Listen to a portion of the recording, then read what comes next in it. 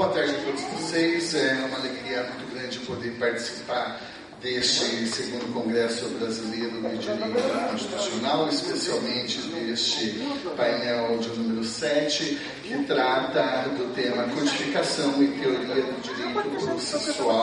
direito processual constitucional. Compõem essa mesa, além deste presidente, os doutores Paulo Roberto Gouveia Medina e também o professor doutor Francisco Ivo Dantas.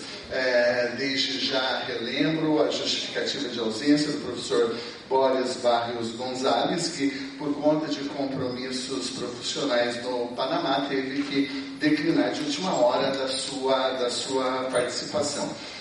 Agradeço de imediato a possibilidade de compor essa mesa, de dirigir os trabalhos. Faço esse agradecimento na pessoa do professor Cleverton. Saúdo todos os presentes, saúdo também os membros dessa nossa Associação Brasileira de Direito Processual e Constitucional. É uma alegria, portanto, poder fazer parte desse momento. Nós recebemos hoje aqui, então, de acordo com a ordem prevista, duas falas, tendo em vista, então, a ausência do professor Boris, num primeiro momento, então, tendo em vista a necessidade de se retirar e retornar para Pernambuco, creio, primeiro fala o professor Ivo Dantas. O professor Ivo Dantas é professor titular da Faculdade de Direito do Recife, doutor em Direito Constitucional pela Universidade Federal de Minas Gerais, livre-docente em Direito Constitucional pela UERJ, livre-docente em Teoria do Estado pela Universidade Federal de Pernambuco. Também é membro da Academia Brasileira de Letras Jurídicas e possui um extenso currículo aqui. Evidentemente, o professor Ivo dispensaria qualquer apresentação. Nós estamos aqui diante de um dos maiores constitucionalistas, publicistas deste país, com uma extensa obra e com uma influência bastante grande. Nós sabemos que não basta apenas produzir, mas a obra do professor Ivo Dantas também tem um impacto social, um impacto acadêmico bastante intenso. Professor Ivo Dantas, é um prazer enorme recebê-lo em Curitiba, é um prazer enorme poder ouvi-lo e de imediato eu já passo a palavra para o senhor.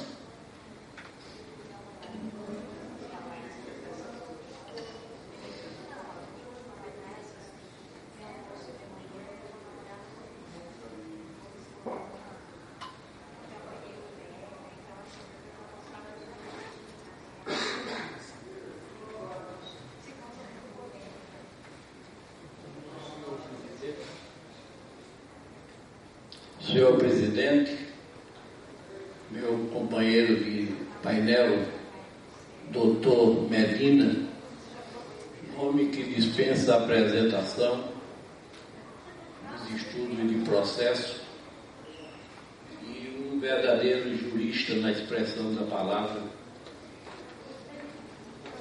Meus senhores e minhas senhoras,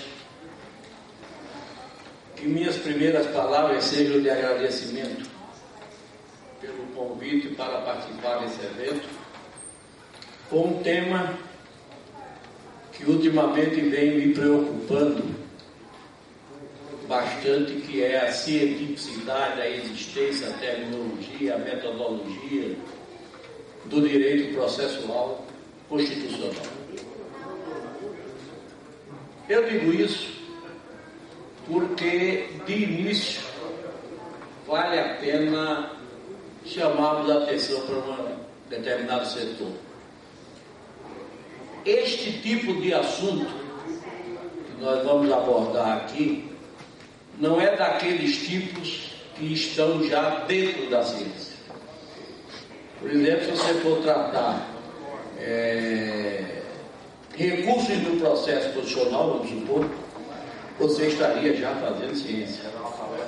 Mas ainda estamos na antessala da ciência, como diria Ortega y Gasset, porque na verdade estamos na antessala para pagar a entrada e depois podemos entrar no campo do processo constitucional. Que de início é bom lembrarmos que a expressão direito, a palavra direito, ainda hoje sofre daquilo contra o que eu venho me batendo há muitos anos, que é a chamada flexibilidade terminológica. Nós chegamos em qualquer congresso, em qualquer sala de aula, de imediato, a primeira coisa que se tem o cuidado de fazer é dizer do que se trata, por exemplo, o direito civil. O que é direito civil? O que é direito administrativo? Exatamente por conta dessa falta de uma terminologia aceita e compreendida facilmente, até mesmo pelos seus autores. Se esse é o problema em uma perspectiva do conhecimento teórico, por outro, nós também temos um outro andamento, digamos, ou um outro enfoque da palavra direito, que é exatamente o sistema jurídico, normalmente confundindo com direito, sem que se dê maior conotação. No nosso caso, é preciso chamarmos a atenção de que o conteúdo que se dê ao direito constitucional processual será evidentemente um conteúdo valorativo. A norma toda ela é valorativa, exatamente porque ela visa transmitir, espera-se, os ideais que aquele grupo naquele momento, os ideais de uma fidelidade sociológica do processo. Não há processo nascido do céu nem através de milagre. O processo é obra do homem. E como obra do homem, ele deve estar imbuído das características filosóficas, políticas, do momento em que ele é produzido. Não há como se dizer, por exemplo, como se negar que um sistema jurídico totalitário ele não vai nunca produzir um processo constitucional liberal.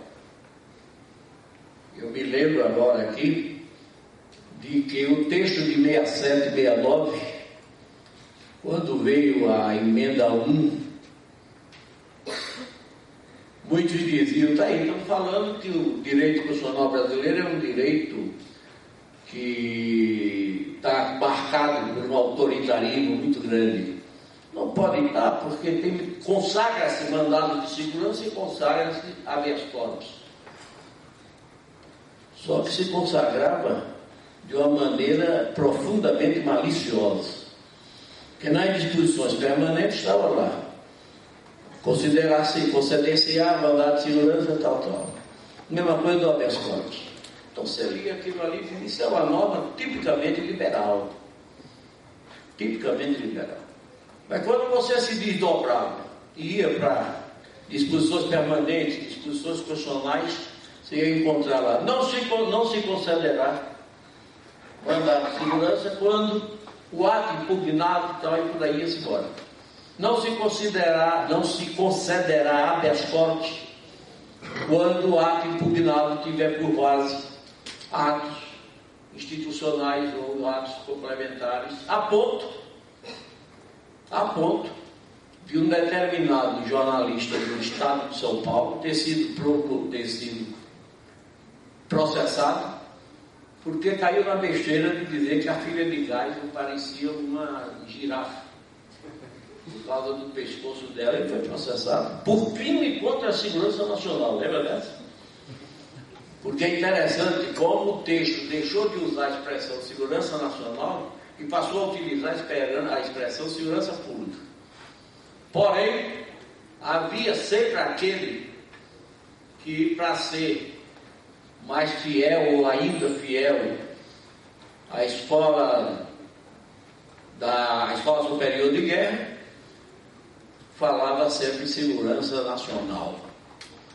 Então, quando a gente pensa no Código de Processo Constitucional, evidentemente que há uma vinculação dessa obra legislativa com uma concepção filosófica. E essa concepção filosófica é exatamente a concepção liberal, democrático-liberal, para que possa ser compreendido na sua devida informação social. Dito isto, o tema propriamente dito da exposição é codificação e consolidação. Não pense que eu vou ler tudo, não. Porque eu tenho mania. Embora eu gosto de escrever o texto e depois faço uma redução do texto que eu escrevi. Essa brincadeira aqui saíram 5 versões. Primeira vez que eu vou participar de um congresso de processo constitucional. A responsabilidade é grande. É diferente quando a gente está no meio dos constitucionalistas que todos nos conheceram já. Importante questão pode ser trazida ao debate nesse instante, referente à conveniência ou não de uma consolidação ou codificação das normas referentes ao direito constitucional processual e ao direito processual constitucional. O tema, apesar de ter surgido em finais do século XX e início do século XXI, não desconhece a origem remota de alguns institutos, mas se volta para a legislação atual de cada Estado ou de cada sistema jurídico. Sendo a codificação do direito processual constitucional ou do direito constitucional processual uma espécie ou particularização do fenômeno codificação, parecem-nos necessárias e oportunas algumas considerações sobre o tema, em sua generalidade, o que se apresenta de suma importância na história do direito e do direito comparado, bem como em qualquer disciplina no período inicial de discussão teórica. Neste sentido, iniciemos lembrando como faz Paulo Jiménez Alonso no artigo A Crise das Codificações e uma Nova Forma de Legislar, que renomados juristas sempre divergiram acerca da conveniência de se reunir as normas legais em povo ou em códigos. Basta lembrar o célebre desacordo Savigny versus Timor, ocorrido na Alemanha do século XIX. Encantado pelo Código de Napoleão de 1804, o professor alemão Justus Timor, da Universidade de Heidelberg, editou em 1814 um pequeno livro denominado Da Necessidade de um Direito Civil Geral para a Alemanha. Neste livro, ele propunha que fossem reunidas não só todas as leis vigentes nos diversos estados alemães, com o que imaginava por fim ao verdadeiro caos legislativo que lá imperava, provocando verdadeira balbúrdia jurídica. Savigny, figura marcante da escola histórica, contrário às ideias de Timor, respondeu com um opúsculo que denominou da vocação de nossa época para a legislação e a jurisprudência, combatendo com veemência a proposta de seu colega de cátedra. Viaker lembra que para Savigny todas as codificações seriam inorgânicas e, por isso, ou prejudiciais ou inúteis. O direito só se formaria de maneira orgânica a partir das convicções do povo, isto é, através do costume, da ciência e da prática. Venceram as ideias de Timor, quando em 1900 entrou em vigor o Código Civil de Napoleão, promulgado em 1896, mas nem por isso a questão se esgotava. Ao contrário, depois de um largo período em que imperou a glória dos códigos, tidos como verdadeiros monumentos legislativos, vem ganhando espaço na comunidade jurídica opiniões que apontam no sentido do declínio dessa forma de legislar. Aspecto importante é lembrar que, do tocante ao fenômeno da codificação, a teoria precedeu a prática. como aliás Giordano Bruno Soares Roberto. Na introdução à história do direito privado da codificação, uma análise do novo Código Civil declara: antes que a codificação se realizasse na prática, muitos pensadores se dedicaram ao assunto. As características de um código deveria ter e os desafios que precisaria enfrentar foram discutidos. Muitos autores se perguntaram como e por quem ele deveria ser elaborado, que dimensões deveria ter, que linguagem deveria utilizar. Grandes debates foram travados em torno de sua conveniência para determinados países e épocas. Fatos, argumentos foram suscitados entre os que defendiam a codificação e os que a repudiavam. Essas reflexões formariam o que se pode chamar a teoria da codificação.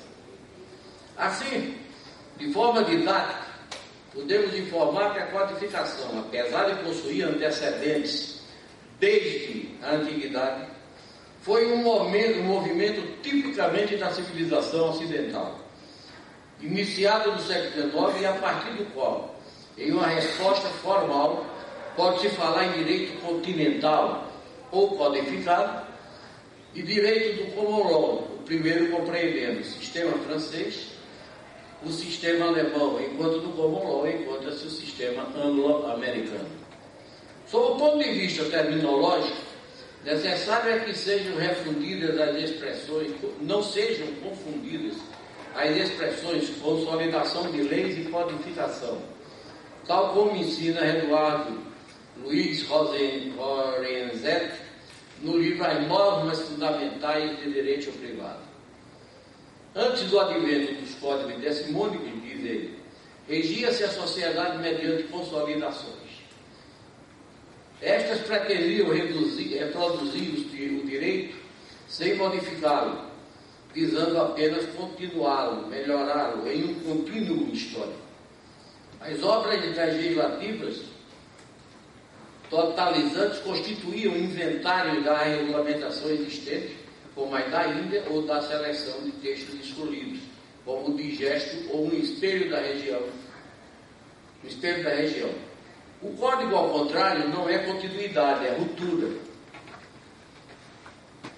Pretende criar uma nova regulamentação, uma nova regulação substitutiva. Ao invés de compilar, ordena, baseando-se na racionalidade. Tem um caráter de constituinte do direito privado.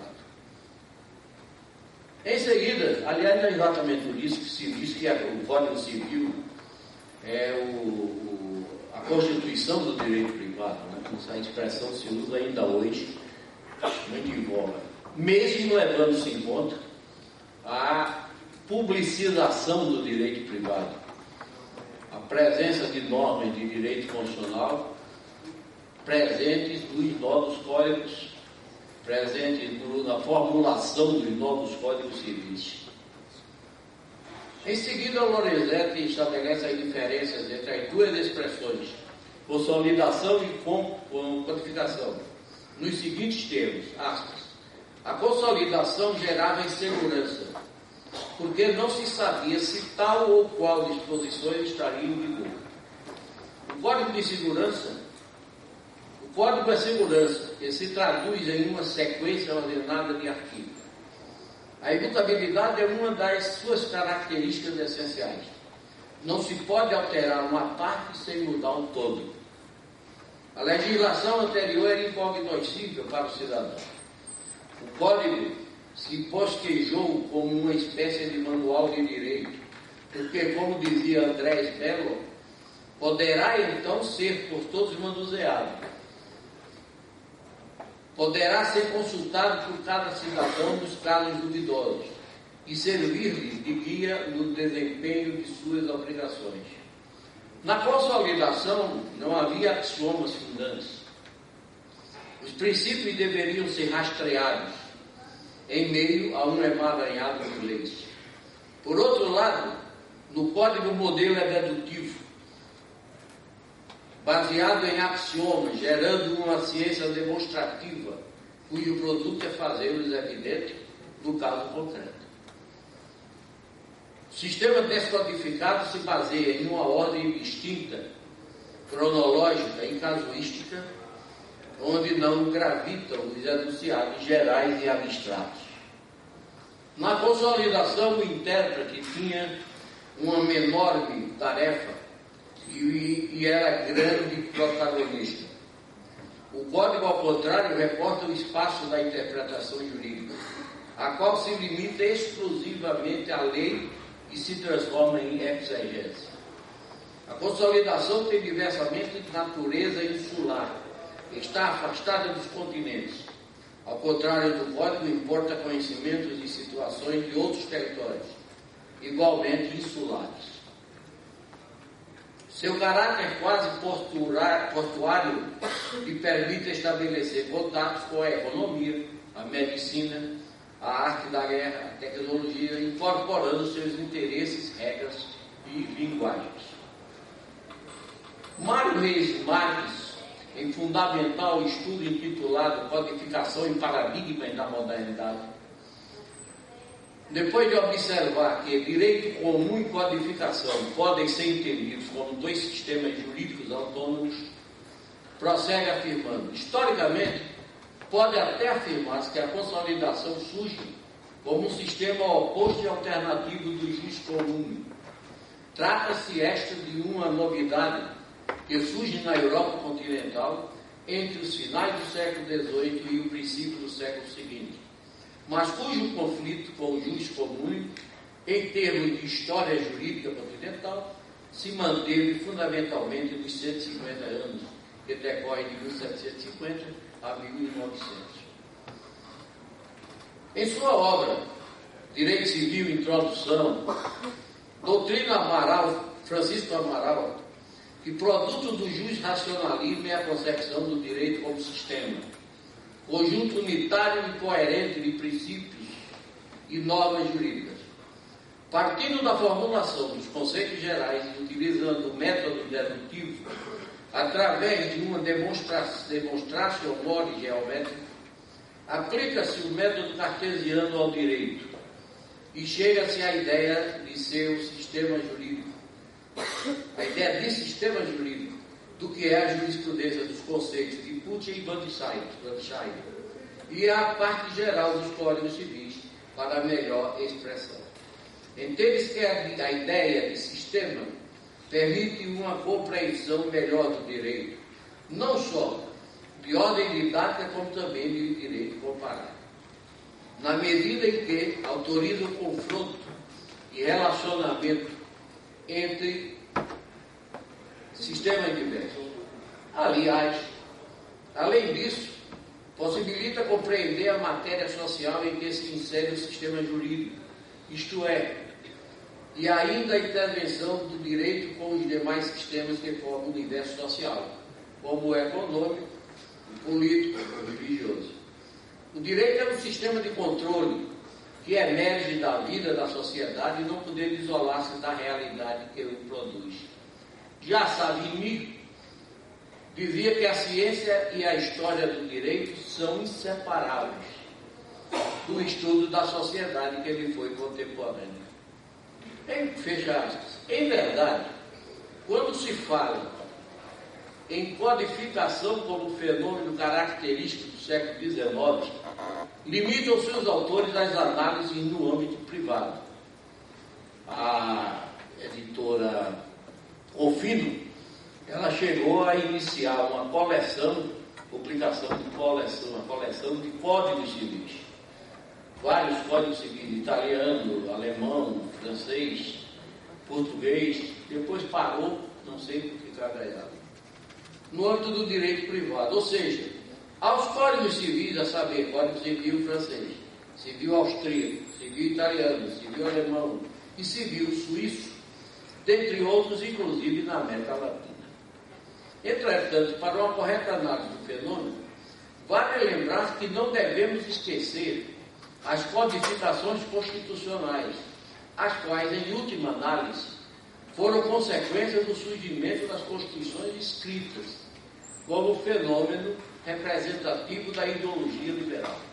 Eu fiz questão de destacar essa questão, esse problema, porque muita gente pensa que não se deva utilizar a palavra codificação, ou melhor, sistemas constitucionais codificados. Por que não? A Constituição escrita é uma codificação. A partir daí nós tivemos todos os modelos de Constituição, inclusive a inglesa, cheia de normas de direito constitucional e de normas que se encontram à lata, porém escritas. Antes de concluirmos este inventário, claro que temos o que escreveu o Guilherme Penha de Moraes, se ele estiver presente, eu gostaria de conhecê-lo, em artigo intitulado Código de Processo Constitucional. É necessária a codificação do direito processual constitucional brasileiro? Leciona: as normas em que se apoiam os órgãos da tutela jurídica da Constituição para resolver os conflitos constitucionais nos últimos anos têm sofrido o processo de codificação com a reforma substancial da legislação até então existente. Com efeito, o primeiro Código Processual Constitucional do mundo em que se tem notícia foi consubstanciado na província de Tucumã. Lei número 6.944, de 8 de março de 99, na República Argentina. Todavia, a codificação do processo constitucional em nível nacional remonta à Lei 28.237, de 31 de maio de 2004, que estabeleceu o Código Processual Constitucional da República do Peru, sendo certo que desde a reforma das Constituições dos Estados Unidos, de Vera Cruz, de Chiapas, Quintana Roo e Nuevo León, entre os anos 2000 e 2004, há a proposta de elaboração do Código Processual Constitucional do México. Dentro dessa perspectiva tão pesada das vantagens e desvantagens da codificação,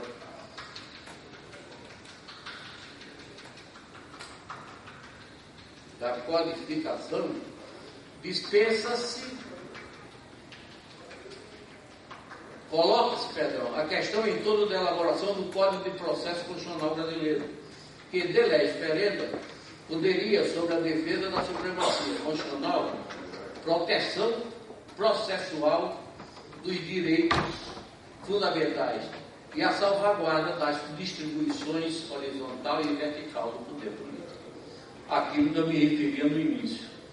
A existência de um Código de Processo Constitucional presume a existência de uma filosofia liberal. Jamais alguém iria consagrar, escolher, pensar num Código de Processo Constitucional que visa a defesa dos direitos individuais, se esse motivo não estivesse presente na ideologia do sistema e do momento, do tempo constitucional. A unificação legislativa do direito constitucional processual e do direito processual constitucional. Os exemplos do Peru e de Honduras. De posse dos conceitos de codificação e consolidação discutidos acima, verifica-se em relação ao direito processual constitucional e ao direito constitucional processual que atualmente duas orientações existem, a saber. Lembro o que disse no início. São considerações de ordem epistemológica, portanto não se poderá dizer a posição de fulano é certa, de Beltrano é errada, porque são posições valorativas, são expressas em juízo de valor. O que nós poderíamos dizer é com relação ao Instituto da Ciência Exata. Está se baseando aí em algum preceito que não tem essa aceitação, não tem conotação, não tem demonstração científica. Mas a matéria, enquanto epistemológica, ela é valorativa e daí a variedade de posições entre os autores. Uma crescente legislação em termos em diversos sistemas jurídicos estrangeiros, tratando de temas como controle de constitucionalidade, habeas corpus, recurso de amparo, e fazendo com que algumas editoras, em suas edições sobre o texto da Constituição incluam com anexo diversas leis específicas, inclusive a lei que regulamenta o Tribunal Constitucional.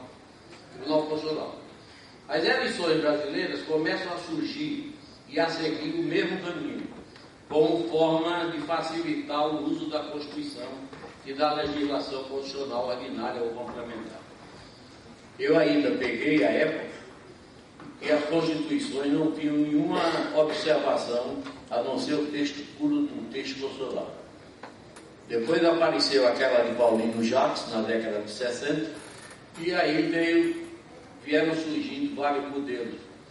De modo que, apesar de já ser grande, você pega hoje uma edição da Constituição do Senado Federal,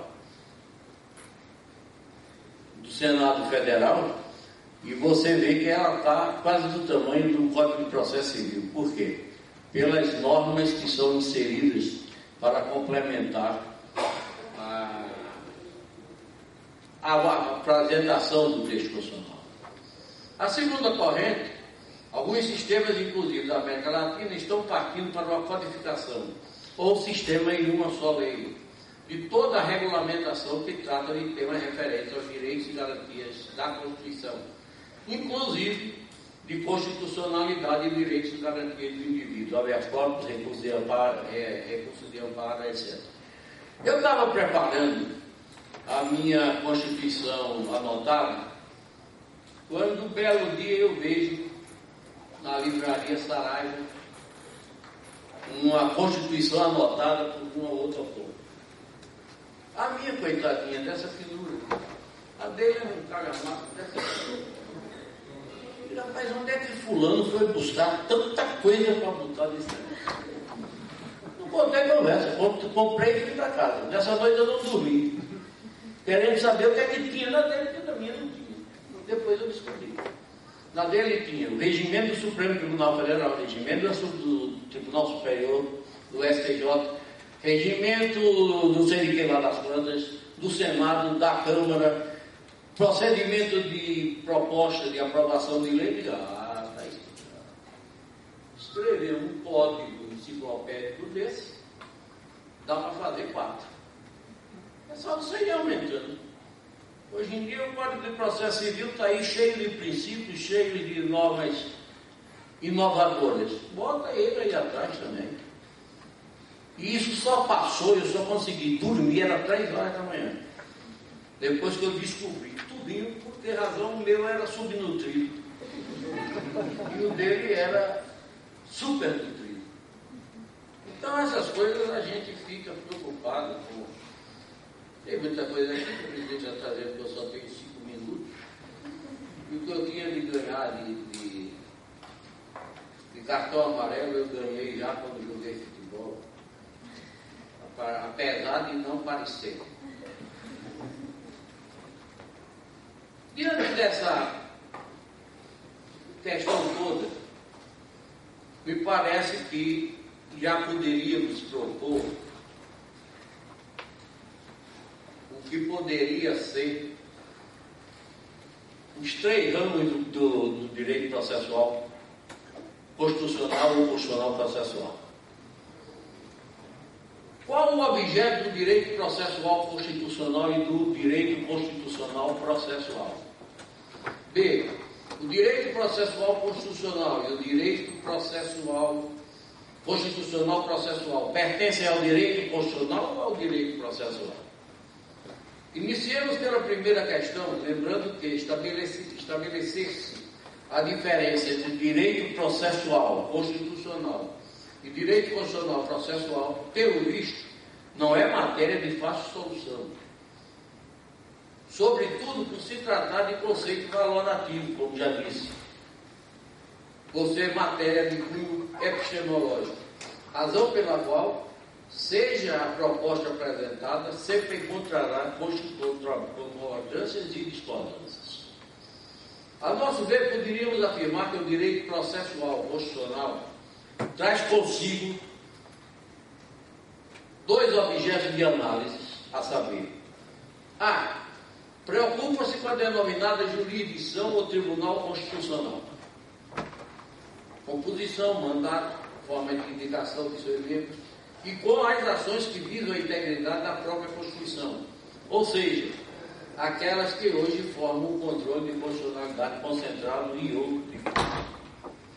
B. A consagração de ações tipicamente constitucionais e que dizem respeito à jurisdição constitucional da liberdade, denominada de ações ou remédios constitucionais.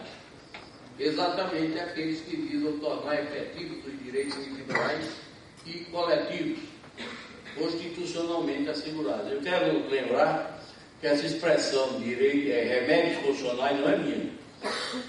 Eu tomei contato a primeira vez nela com o professor Zé Alfredo Oliveira Barato, de saudosa memória, que por sua vez me disse que tinha tomado de empréstimo a um autor italiano, que ele não lembrava o nome, mas que ele aceitava. Eu digo, bem, aí há pelo menos um sentido lógico. Incluir como mandato de segurança, habeas corpus, etc., como remédio constitucional é completamente válido. Porque você tem uma situação de emergência. Então é preciso que esse tipo de remédio, que é o constitucional, chegue para socorrer a situação de emergência. Não confundir, portanto, com as ações constitucionais geralmente voltadas para o controle de constitucionalidade. Assim, temos o seguinte quadro: direito processual constitucional, jurisdição, justiça ou tribunal constitucional, estrutura e composição de tribunais constitucionais, garantia da supralegalidade constitucional e as formas de torná-la efetiva, controle de constitucionalidade. Aqui eu ensino e faço a separação entre a supralegalidade e a supremacia. Para mim, supremacia é como a vitrine de uma loja. Ali estão os produtos em exposição. Você pega na Constituição, lá tem todos eles, os chamados remédios. Mas se não tiver um instrumento que provoca a eficácia daqueles remédios, de nada adianta.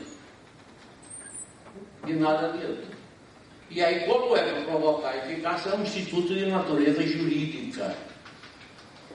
Um instituto de natureza jurídica para propor essa eficiência do Instituto sob ameaça. O direito constitucional processual estuda as garantias referentes ao processo e ao procedimento. É o due process of law. O direito constitucional judicial é a estrutura do Poder Judiciário e do Ministério Público, garantias e impedimentos, a advocacia como função essencial à justiça.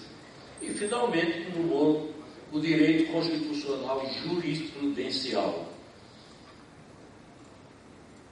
Vale dizer, insistir, que o que foi dito várias vezes por aqui, nenhum desses conceitos está certo nem está errado.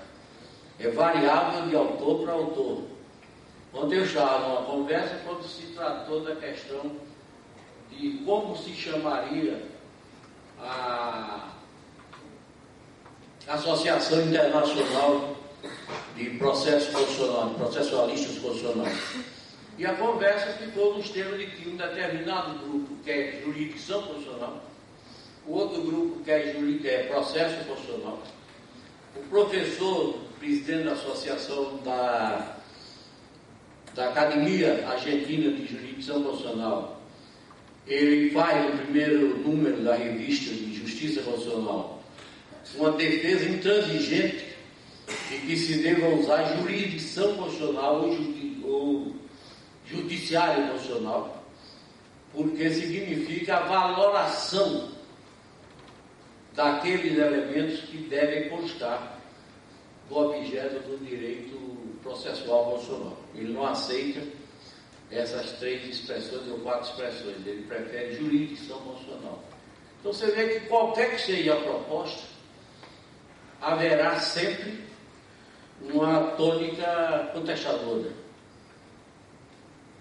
Eu tive durante muito tempo uma preocupação muito grande, porque enquanto eu estava no direito constitucional processual e no processual constitucional, Eu estava tranquilo. Mas de repente comecei a pensar, e agora? Como é que vai ficar o Poder Judiciário, o Ministério Público, as garantias de impedimentos e a advocacia? Encontrei, casualmente, porque eu já tinha lido e relido o livro de Canutilho e não me lembrava de que lá tinha essa expressão, como recentemente ele acrescentou a expressão direito constitucional jurisprudencial, que está de tal forma tão aceita que existem faculdades hoje que já têm uma cadeira de direito jurisprudencial constitucional. Eu fui examinar um concurso na Paraíba semana atrasada e fui surpreendido com uma notícia. A Faculdade de Direito da Universidade Federal da Paraíba tem 2 cadeiras super interessantes. Introdução ao processo constitucional alemão e a outra, introdução ao processo constitucional francês. Aí eu disse, por que não tem uma de introdução ao processo constitucional brasileiro? Para analisar a jurisprudência. A resposta que ele me deu, eu não vou repetir, afinal de contas, concordo plenamente, porque me lembro do professor Zé de Moura Rocha, que o professor Paulo deve ter conhecido muito bem. O Moura Rocha, eu era diretor da faculdade, ele aposentava, mas todo dia, 8h30 da manhã, ele chegava no meu gabinete. Todo dia, vim tomar um café. Agora vamos tomar café. Então um dia eu perguntei a ele, eu disse, ô Moura, o que é que você acha da jurisprudência do Supremo? Ele olhou para mim e disse, olha, vou lhe responder em nome da nossa amizade. Você quer aprender direito? Veja a jurisprudência dos anos 60 e 50. Se quer começar a desaprender direito, veja dos anos mais recentes. E se já quer não saber mesmo nada, confira a jurisprudência dos dias de hoje. Porque são verdadeiras decisões que você fica... Por exemplo, a mais recente, eu estou curioso, se o doutor Paulo puder me dar uma luz, eu vou agradecer, como é que vai ficar a participação do Supremo Tribunal Federal no momento em que cair em suas mãos alguma matéria referente ao pacto constitucional travado, quando ele é assinante do pacto.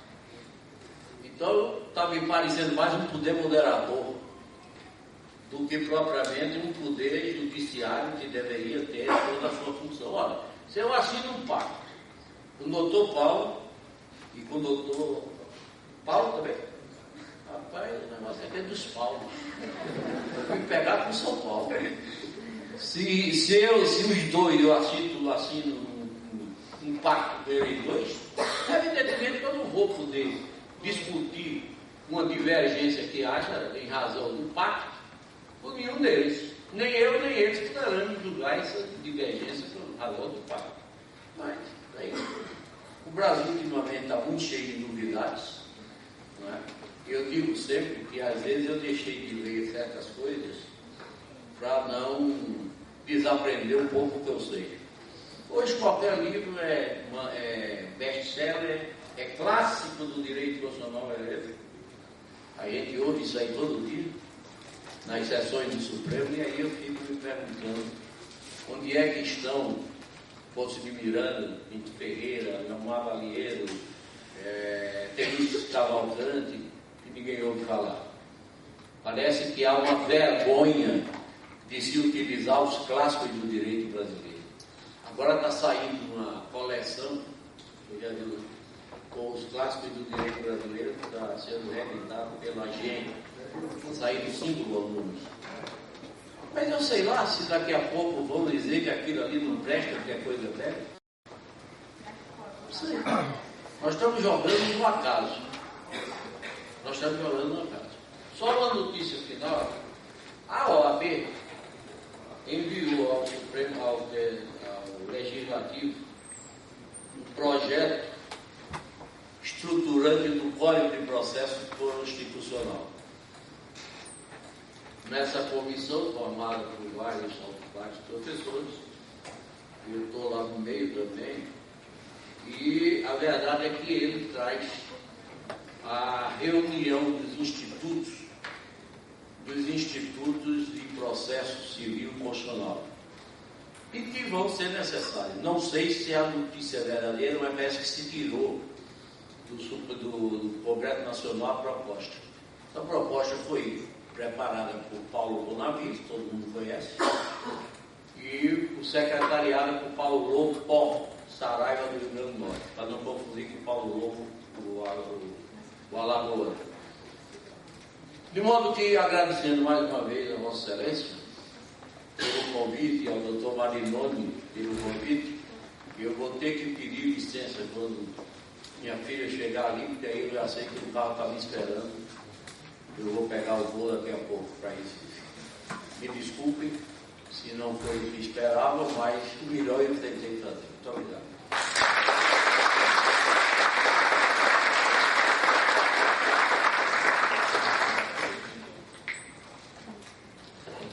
Agradeço mais uma vez a palestra do professor Dantas, mais uma vez mostrando a sua erudição, é sempre um prazer ouvi-lo.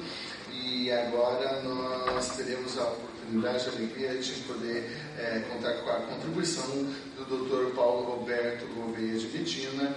O Dr. Paulo Medina é professor emérito da Universidade Federal de Juiz de Fora, membro efetivo do Instituto dos Advogados Brasileiros, o IAB, e também do Instituto dos Advogados de Minas Gerais. É membro do Instituto de Direito Comparado Brasileiro, autor de diversas obras, titular da medalha Rui Barbosa, tendo sido agraciado com o efeito insígnia no triênio de 2013 e 2015, em razão do que passou a ter assento permanente no Conselho Federal da Ordem dos Advogados do Brasil. Doutor e professor Paulo Medina, tem a palavra, então, pelo prazo de 30 minutos. Doutor Paulo, eu tenho que sair. Também já passou por essa, né? Prazer, meu Deus. Doutor Paulo, professor.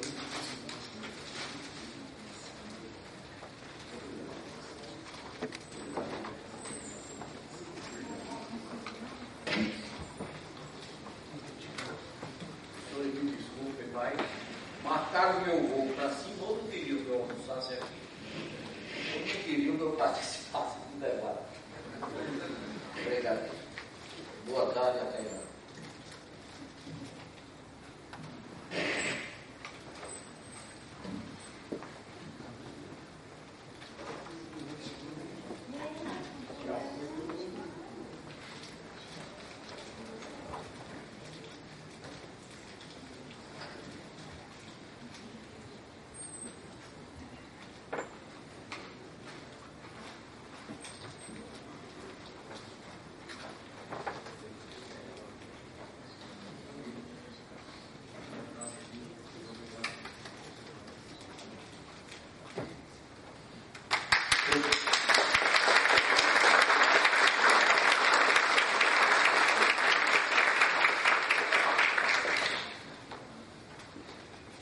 Senhor presidente dessa sessão, caro professor Cleverton Cremonese, coordenador do evento, prezados colegas que prestigiam esse segundo Congresso Brasileiro de Direito Processual Constitucional. É com muita satisfação que retorno a esta casa, cuja tribuna ocupei não faz muito tempo, para dissertar sobre o então projeto de Código de Ética e Disciplina da OAB, do qual havia sido relator. Retorno hoje honrado pelo convite da Associação Brasileira de Direito Processual Constitucional para tratar de um tema que só recentemente aflorou na doutrina nacional: a elaboração de um Código de Processo Constitucional para o Brasil. Os estudos de direito processual constitucional são recentes entre nós. Tive a oportunidade de publicar, alguns anos atrás, um livro sobre a matéria, editado pela editora Forense, cuja última edição, já defasada, é de 2012. E nesse livro,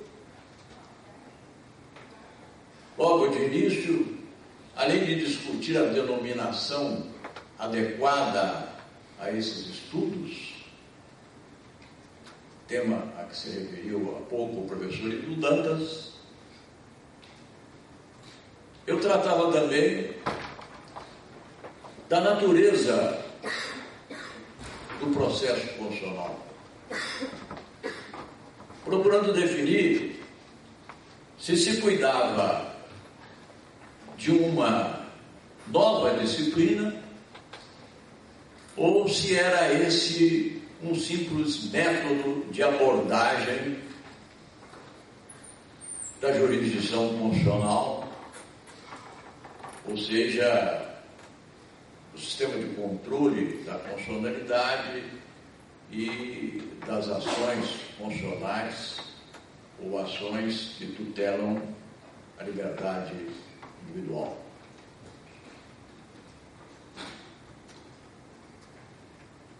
De então para cá, ou seja, desde a primeira edição do meu livro até hoje, consolidou-se o entendimento de que estamos realmente em face de uma nova disciplina que se destacou em parte do direito processual civil, em parte do direito constitucional. Professor já aposentado,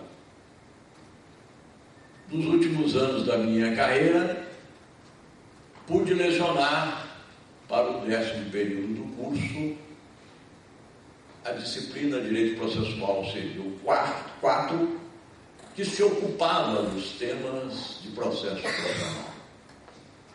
E hoje, a matéria já ostenta no currículo da minha faculdade a denominação Direito Processual Constitucional.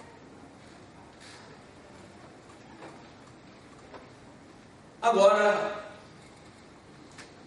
em face do vulto que ganhou o direito processual constitucional entre nós, já se cogita da elaboração de um Código de Processo Constitucional. O projeto que se tem a esse respeito pode despertar curiosidade e dúvida da parte de muitos. Não faltarão aqueles que veem nisso um bizantinismo dos especialistas da matéria, assim como poderão muitos, diante dos exemplos de códigos de processo constitucional que já temos em alguns países da América Latina, dizer que assim estamos procedendo por puro mimetismo.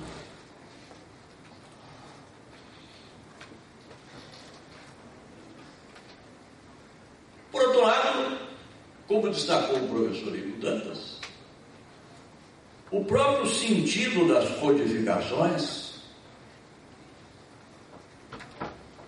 tem sido, desde há muito, discutido e retornou à baila essa discussão recentemente, quando da elaboração do novo Código Civil brasileiro. Um eminente civilista de saudosa memória, e por quem tinha eu particular apreço, o professor Caio Mário da Silva Pereira, era dos que preconizavam a descodificação do direito civil, alegando que, no mundo de hoje, o direito de tal modo se transforma que as suas normas, em qualquer ramo, não devem ficar cristalizadas num corpo legislativo.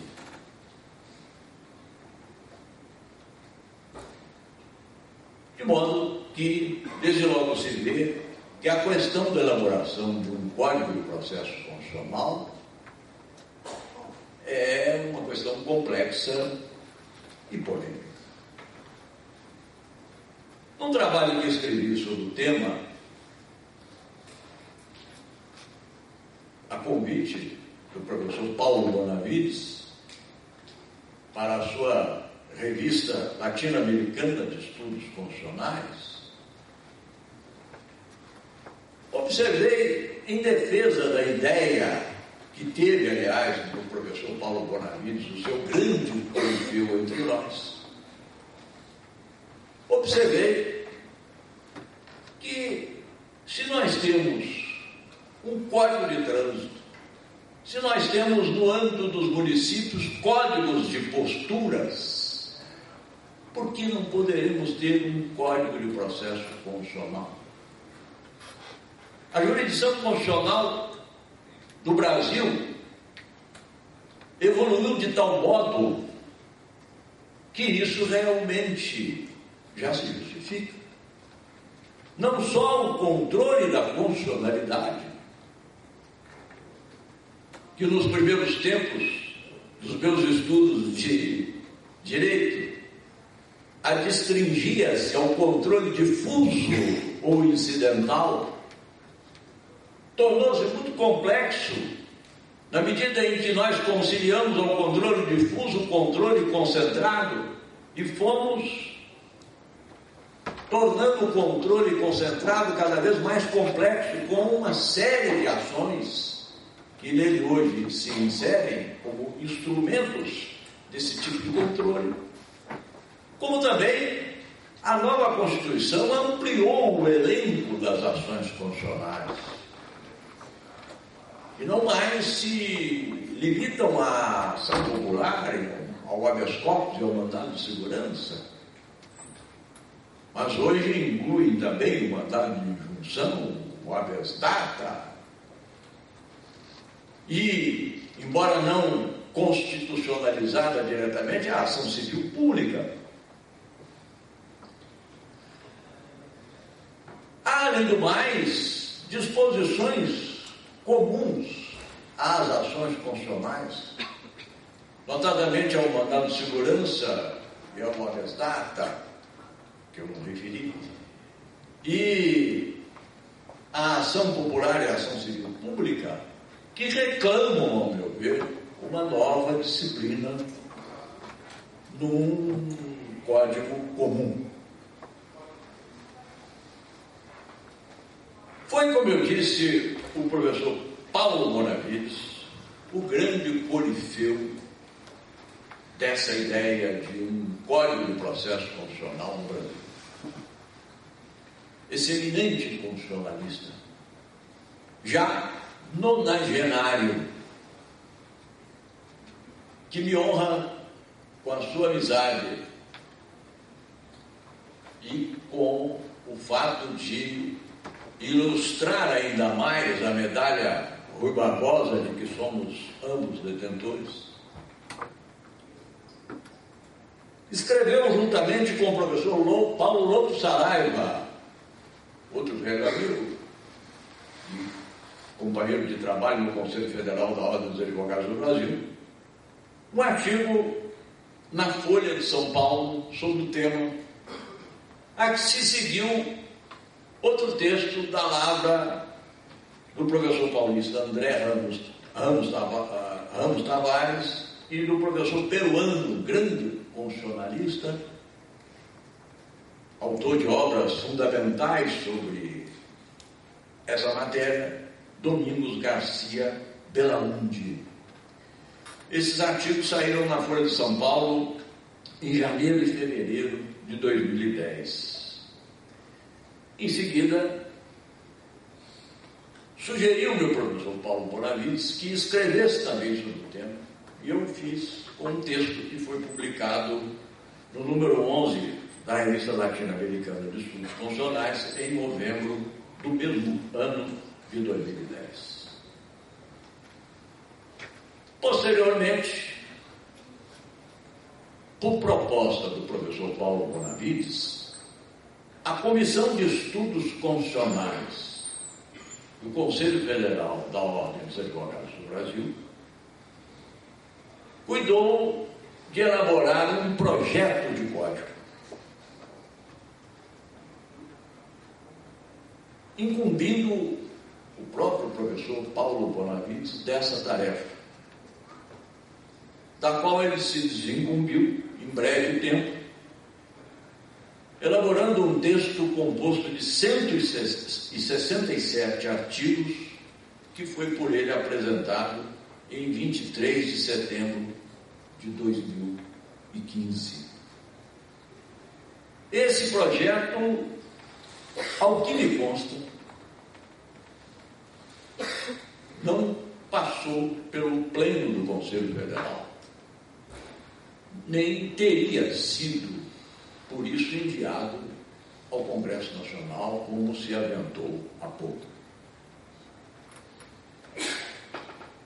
Trata-se de um projeto que procura consubstanciar as normas constantes da legislação vigente sobre as ações de controle constitucional e as demais ações constitucionais, incluindo ainda um novo instrumento que seria o mandado de garantia social. O alcance deste instrumento não está, a meu ver, claramente definido, mas ele abarcaria o que hoje corresponde ao mandado de injunção, ficando assim definido no projeto de Código de Processo Constitucional, no seu artigo 134. O mandado de garantia social destina-se a fazer, consagrar, respeitar, manter ou restaurar, preventiva ou repressivamente, os direitos sociais previstos explícita ou implicitamente na Constituição Federal, contra atitudes ativas ou omissivas do poder público ou de particulares, para os quais não exista remédio próprio. Seria o mandado de garantia social, novo instrumento com que contaríamos a par do mandado de segurança, uma medida de caráter subsidiário, como é hoje o amparo em alguns países da América Latina. O projeto do professor Paulo Bonavides traz ainda como inovação a referência do corpo do Código da jurisdição supranacional, a que se acrescenta um artigo que trata da eficácia das decisões internacionais do Brasil. Artigo esse, o artigo 164, que é peremptório. As decisões de organismos internacionais serão executadas imediatamente pelos poderes nacionais. Esse é um artigo inovador, na esteira do Código de Processo Constitucional do Peru, mas que, acredito, despertaria muita discussão entre nós, especialmente no âmbito do Supremo Tribunal Federal. Pois bem, ainda estamos longe, acredito, de obter a consagração no nosso direito positivo de um Código de Processo Constitucional. Mas toda essa discussão revela, a meu ver, o ápice da evolução do direito processual constitucional entre nós. Temos precedentes importantes na América Latina, dois dos quais referidos pelo professor Ivo Dantas. Aqui eu acrescentaria o seguinte: o primeiro, a meu ver, o primeiro Código de Processo Constitucional a ser referido, embora a lei respectiva não traga essa denominação de código, é o da Costa Rica, mas exatamente a Lei de la Jurisdiction Constitucional de 11 de outubro de 1989. A Costa Rica é um pequeno país que conta com uma ordem jurídica muito bem estruturada e é fonte de estudo, sobretudo no campo do direito público, muito importantes, onde há uma corte constitucional que eu já tive a oportunidade de visitar, muito respeitada. A Costa Rica elaborou em 1989 essa lei, que além de disposições gerais sobre a matéria, trata num só corpo legislativo do habeas corpus, do amparo, que tem na Costa Rica, ao mesmo tempo, o alcance do nosso mandado de segurança e do habeas data, porque inclui o direito de retificação ou resposta relativamente a informações inexatas veiculadas por órgãos de difusão, e aí, portanto, com um âmbito até mais amplo do que o nosso habeas data. Trata também da jurisdição constitucional, sistema concentrado de controle da constitucionalidade. É uma lei de 114 artigos, mas que devemos considerar, e muitos consideram, o primeiro Código de Processo Constitucional a ser referido. Seguiu-se ao Código da Costa Rica o do Peru, esse sim com o título Código Processal Constitucional. O Código do Peru foi promulgado com a Lei número 28.237, de 28 de maio de 2004.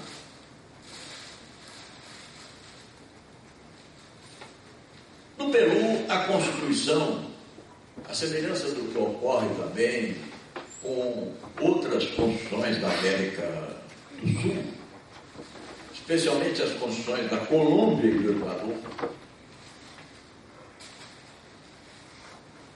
a Constituição peruana incorpora princípios constitucionais, princípios processuais, de forma mais ampla que a Constituição brasileira, e, de certo modo, pré-ordena a elaboração do Código de Processo Civil do país.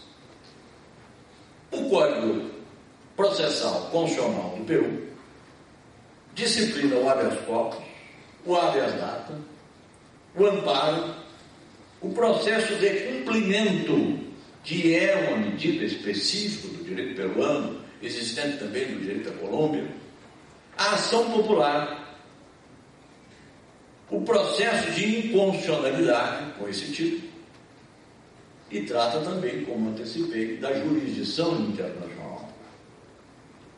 Compõe-se o Código Peruano de 121 artigos, mais disposições denominadas disposições finais de caráter geral e transitório. Mais recentemente, foi promulgado o Código de um outro país da América do Sul, cujo ordenamento jurídico eu não julgava tão evoluído. Mas, segundo observo, é de merecer destaque o direito da Bolívia. Naquele país, o Código Processal Constitucional foi aprovado pela Lei número 254, de 5 de janeiro de 2012. O Código da Bolívia trata, com esse título, das ações de defesa, que são o amparo, uma medida processual comum ao direito latino-americano, ao amparo em vários países da América do Sul, da América Central, excluindo naturalmente o Brasil, o Chile, em que a medida correspondente tem a denominação de recurso de proteção e não exatamente de amparo. Trata ainda o Código da Bolívia do habeas corpus, a ação de liberdade, como é referido ali, da ação de proteção da privacidade, que é o equivalente ao nosso habeas data, e também da ação popular.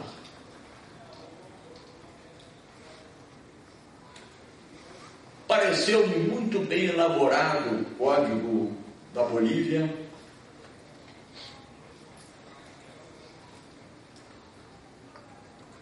o qual contém uma disposição que, todavia, poderia despertar análise crítica. É o seu artigo 2º, que, dispondo sobre a interpretação constitucional, manda ter em conta a voluntad del constituinte, ou seja, a vontade do legislador com primazia sobre as minhas leis, a vontade da lei. Como se vê, há precedentes relevantes que despertam o nosso interesse e podem servir, não de modelo propriamente, mas de exemplo para o Código de Processo Constitucional que se intenta elaborar no Brasil. O projeto do Conselho Federal da Ordem dos Advogados do Brasil não foi, ao que me consta, publicado para receber sugestões, como certamente haverá de acontecer. Eu mesmo, que fui conselheiro federal da Ordem por 20 anos e tenho assento naquele colegiado ainda hoje, na condição honorífica de titular da medalha Rui Barbosa, só tomei conhecimento desse projeto porque me interessei por isso e solicitei que ele me fosse enviado. Pareceu-me bastante abrangente o projeto do professor Paulo Bonavides.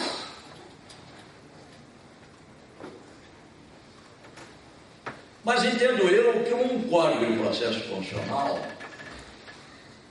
deve ocupar-se não só das ações funcionais e da disciplina do controle da funcionalidade, como também de outros assuntos, como, por exemplo, o exercício do direito de petição. A disciplina do abuso de autoridade, matéria objeto de um projeto polêmico que está no Congresso Nacional. O exercício da função jurisdicional em relação aos demais poderes, de forma a preservar-se esse princípio que não é algo superado, mas ao contrário, é um princípio que nos dias de hoje precisa ser realçado, o princípio da independência e harmonia dos poderes. Por outro lado, um código de processo funcional será um instrumento adequado para estabelecer uma disciplina mínima da atuação do judiciário no que diz respeito à implementação de políticas públicas. Sabemos todos que a função jurisdicional se expandiu consideravelmente nos últimos anos, notadamente a partir da Constituição de 1988, que consagra conceitos jurídicos indeterminados, princípios amplos, como o da moralidade administrativa, o princípio da impessoalidade, o princípio da eficiência, que levam os juízes e os tribunais a uma atuação, às vezes, desmedida, impondo obrigações ao Poder Executivo sem considerar previamente a sua viabilidade do ponto de vista financeiro. E ocupando espaços que, a rigor, seriam do Executivo e do Legislativo. Sei que, sendo eu, talvez de todos os presentes, o mais antigo na seara, na militância do direito, porque afinal já caminho para quase 60 anos de bacharelado em direito, sei que é um tanto temerário da minha parte falar em certos princípios que eu tinha durante muito tempo como consagrados, mas que hoje são alvo de questionamento ou de amplo revisionismo. Quando eu comecei a atuar como advogado na área do direito público, fui procurador municipal, além de professor de direito processual, tinha-se como intangível o mérito dos atos administrativos, assim como os chamados interna corporis do legislativo. Penso que o mérito dos atos administrativos, matéria que compreende a conveniência e a oportunidade da prática dos atos administrativos, notadamente aqueles de caráter discricionário, ainda precisa ser preservado, porque isso decorre da independência dos poderes, da especificidade das atribuições do Executivo. Mas não ignoro que o campo de apreciação ou de reexame do mérito dos atos administrativos do judiciário se ampliou consideravelmente, na medida em que se mandou observar certos princípios, como, por exemplo, o princípio da eficiência, a eficiência administrativa. E o mesmo se diga com relação aos interna corporis, acrescentando-se com relação a esses o fato, para mim, surpreendente, de se tornar comum entre nós, líderes partidários, vencidos em suas proposições no Congresso Nacional, pretenderem sempre transferir o exame das suas pretensões para o Poder Judiciário, entregando-se ao Judiciário uma tarefa que era sua, ou devassando-se a sua esfera de atuação para que nelas penetre o Poder Judiciário. E daí vem o chamado ativismo judicial,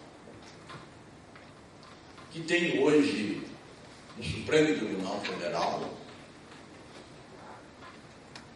paradigmas respeitáveis, mas nem por isso incontestáveis. Espero que não me considerem uma figura de outro tempo ou de outro mundo se eu lhes manifestar a minha grande e crescente preocupação com esse desmedido ativismo judicial que é protagonista, em primeiro lugar, o Supremo Tribunal Federal. Falo como advogado, mas falo também como estudioso do direito. O fenômeno da hipertrofia do poder judiciário, assim como do poder do Ministério Público do Brasil, é um fenômeno preocupante.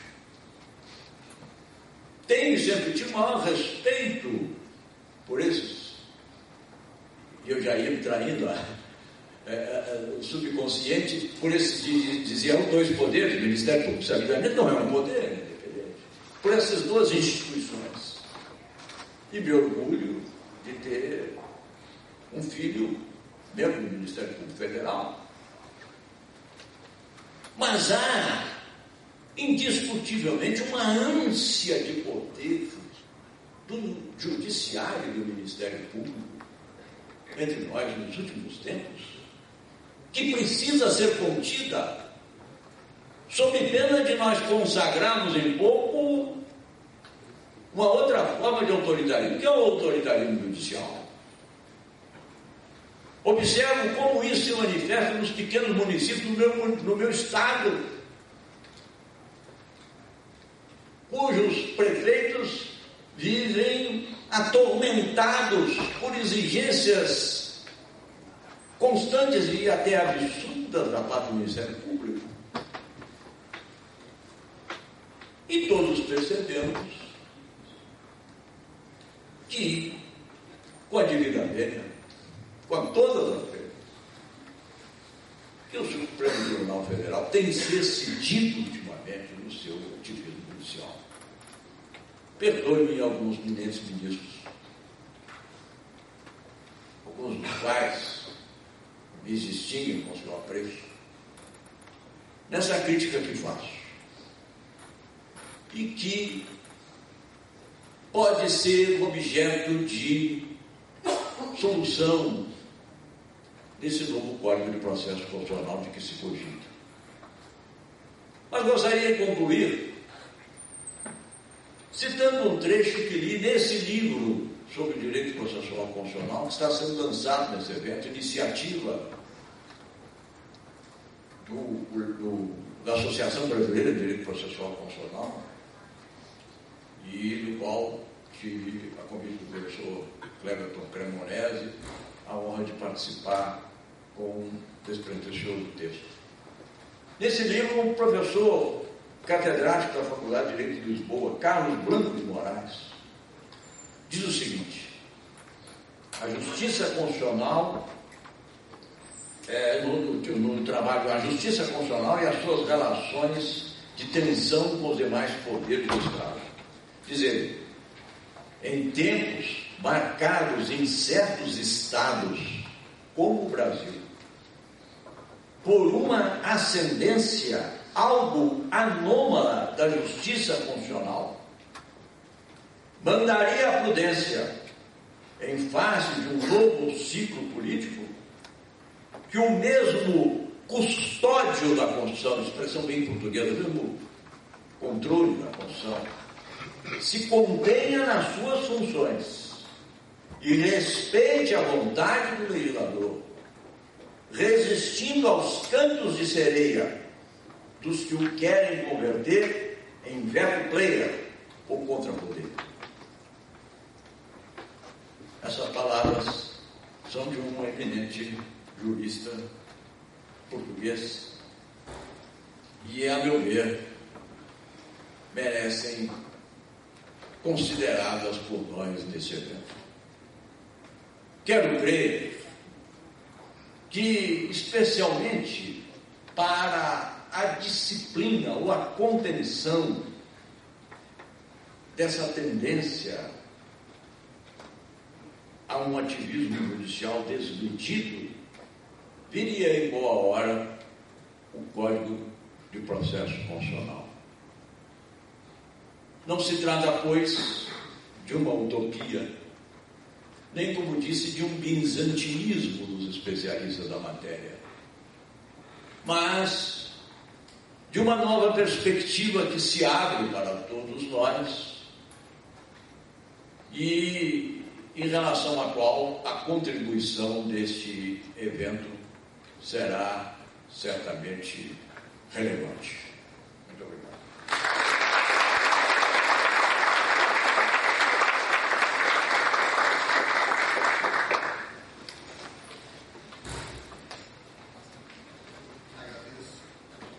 Agradeço profundamente a contribuição e a exposição do professor Paulo Medina.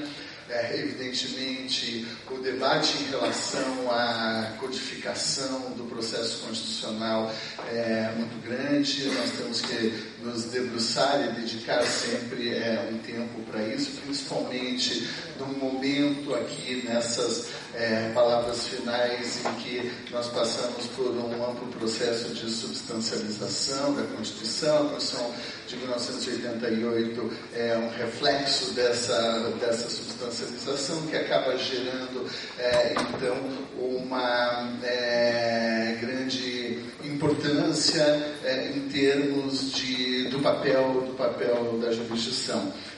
O projeto que nós temos hoje em tramitação, lembro o Dr. Paulo Medina, é um projeto que vem aí um pouco das mãos do professor Paulo Bonavides, é um projeto oriundo da Ordem dos Advogados do Brasil do ano de 2015, mais ou menos contemporâneo ou simultâneo ali à promulgação do novo Código de Processo Civil. Ele tem 167 artigos, para quem ainda não teve oportunidade de fazer a leitura.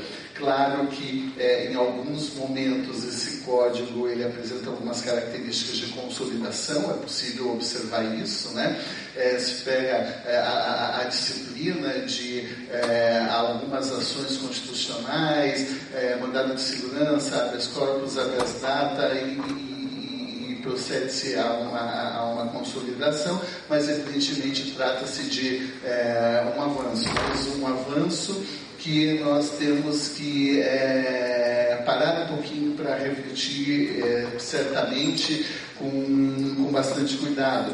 Se nós estamos aqui tratando de uma codificação que, por certo, é uma grande pretensão ali de uma fase positivista, digamos assim, do direito, o que não significa que o processo de codificação não seja importante. Alguns temas acabaram ficando de fora e evoluíram muito fortemente aí desde 2015. O Código poderia ter enfrentado, por exemplo, algumas questões vinculadas ao déficit deliberativo do próprio Supremo Tribunal Federal e das Cortes Superiores, podia trazer algum tipo de reflexão em termos de modelo de decisão, alguma transição de modelo seriático para um modelo Percurian, para a gente tentar superar um pouco aquela questão das 12 ilhas. O Código ele não trata ali sobre questão de repercussão geral, súmulas vinculantes, ações repetitivas e assim por diante. Então,